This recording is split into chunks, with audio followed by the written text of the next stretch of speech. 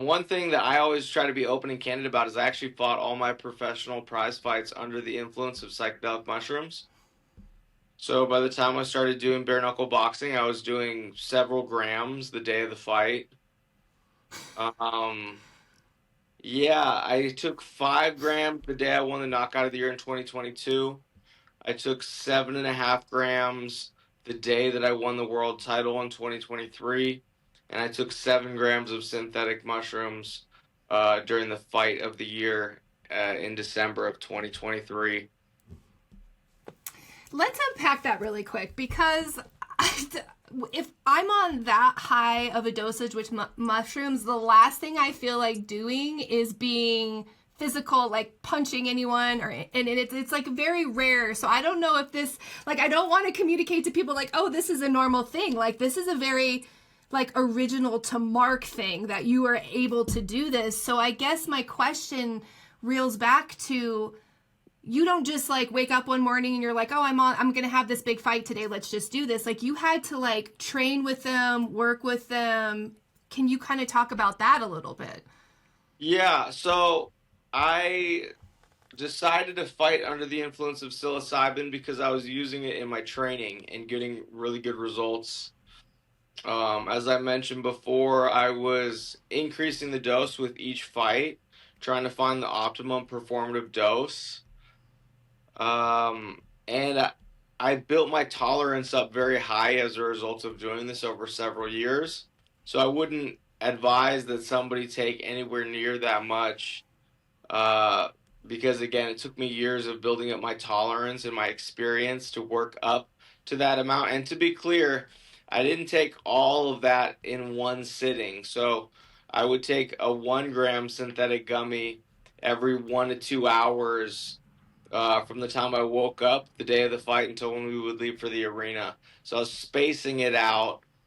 Um, but even still, I would say that like 7 plus grams, too much. I wouldn't recommend that. Yeah, but I was getting a lot of benefit out of it. I found that it was really beneficial for confidence, right? It made me supremely confident, which is important when you're making split second decisions in the ring. It's good for creativity. It increases your ability to get into your flow state more quickly, as we call it, where you're kind of in the zone, right? It improves visual acuity. So there's a lot of performative benefits. There's a cardiovascular benefit to taking psilocybin. It actually has been shown to lower an inflammatory marker in the brain that's associated with fight or flight response. And when your heart rate gets within a certain percentage of its maximum threshold, your ability to process information, make decision, and execute like motor functions goes down significantly. So staying calm and keeping your heart rate low is important for performance in athletics. So yeah, I found a lot of benefit to taking psychedelics during my fights. I think that, and this is just a hypothesis, but I believe that there's a neuroprotective benefit as well when taking psilocybin and fighting, because obviously there's a lot of traumatic brain injuries from getting punched in the head. Um, but I found that I never showed symptoms of concussions post fight when taking large doses of mushrooms. And I think the anti inflammatory benefit of psilocybin created a neuroprotective benefit that allowed me to not exhibit those symptoms, like no slurred speech, no blurred vision, no memory loss, no speech issues post fight. So I think that mushrooms probably played a large role in that. What part of being a fighter is romanticized by the public that takes the hardest hit on your spirit and your body? We do romanticize fighters, right? Fighters are like peak male existence, right?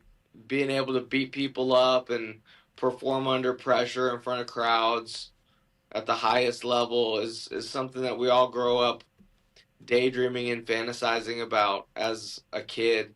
So to get to have those lived experiences is pretty special. It feels very much like something out of a movie, and I'm very fortunate that I got to have those experiences.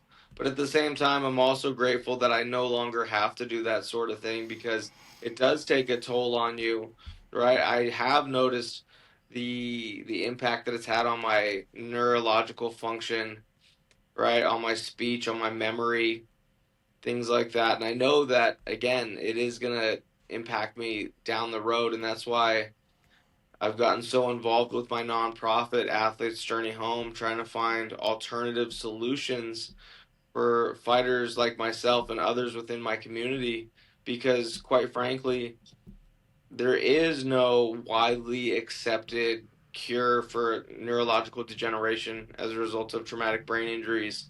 But we believe that we have found medicines that can have huge impacts on fighter health and wellness. And so, yeah, that's what's really gotten me involved in the research. And that's what I'm really excited about now to get to be involved in that post career and have a new identity and a new path.